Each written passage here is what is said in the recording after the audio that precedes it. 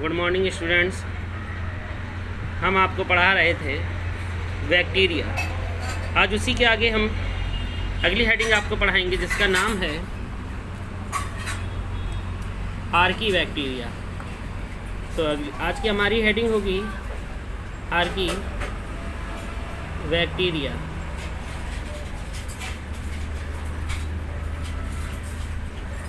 इसे हम इंग्लिश में भी आर्की बैक्टीरिया कहते हैं।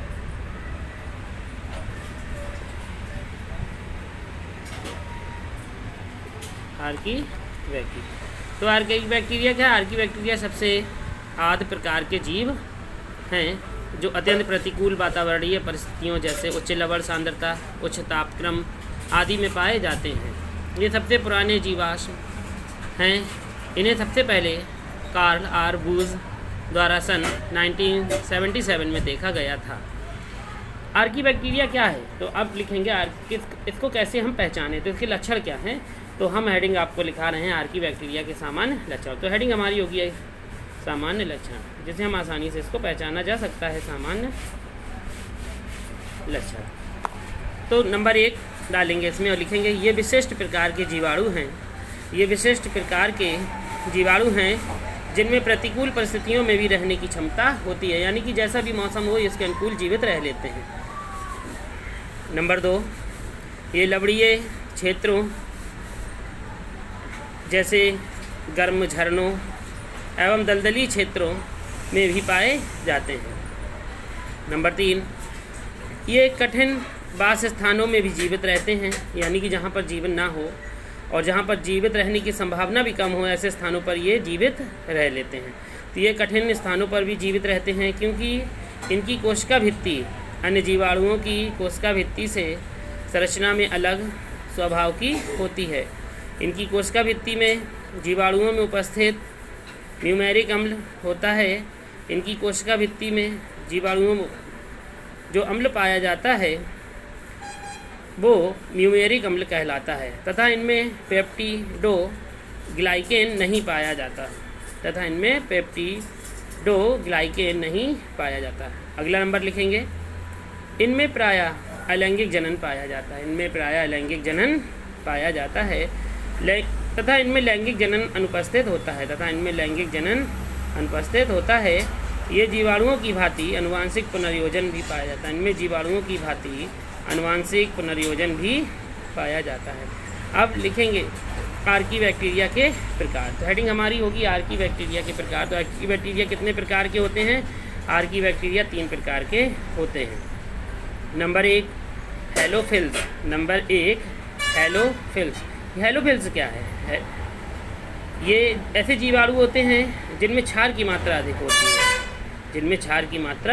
अधिक होती है, इसलिए इन्हें हेलोफिल्स कहते हैं। दूसरा है थर्मोएसिडोफिल्स। इनमें उच्च अम्लीयता को सहन करने की क्षमता होती है तथा ये उच्च ताप पर भी जीवित रह लेते हैं और ये बर्फीले स्थानों पर भी पाए जाते हैं, इसलिए इन्हें थर्मोएसिडोफिल्स कहते हैं। तीसरा है मीथेनोजन। ये दलदली स्थानों पर तथा अनेक रूमिनेट जानवरों की आंत में उपस्थित रहते हैं। ये इनके गोबर में मीथेन गैस उत्पन्न करते हैं। तो ये थे आपके आर्की बैक्टीरिया के प्रकार।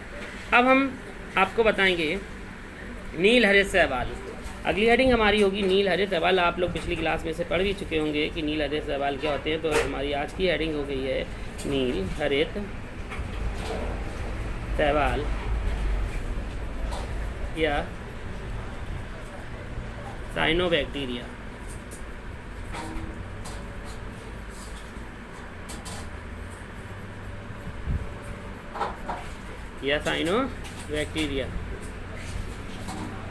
ब्लू ग्रीन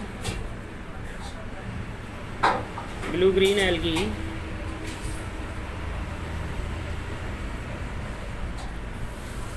और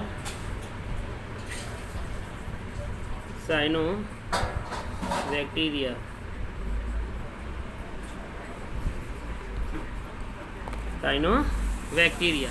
तो ये प्रकार स्वपोषी प्रोकैरियोटिक तथा ग्राम ऋणात्मक प्रकार के होते हैं।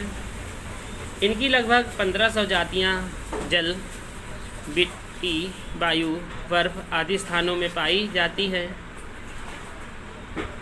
ये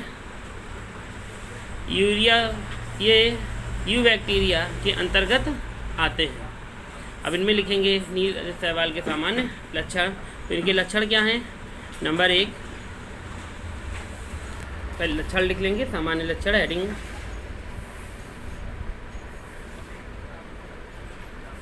सामान्य लक्षण क्या है? नंबर 1, ये एक कोशिकीय या कॉलोनियल अथवा तंतुमय रचनाएं होती हैं। ये कोशिकीय या कॉलोनियल अथवा तंतुमय रचनाएं होती हैं। इनकी कोशिकाओं का रंग फाइकोसाइनिन नामक वर्णक के कारण नीला हरा होता है। इनमें कुछ मात्रा में पर्णहरिम, अल्फा फाइकोइरिथ्रिन एवं कैरोटीन भी उपस्थित होता है।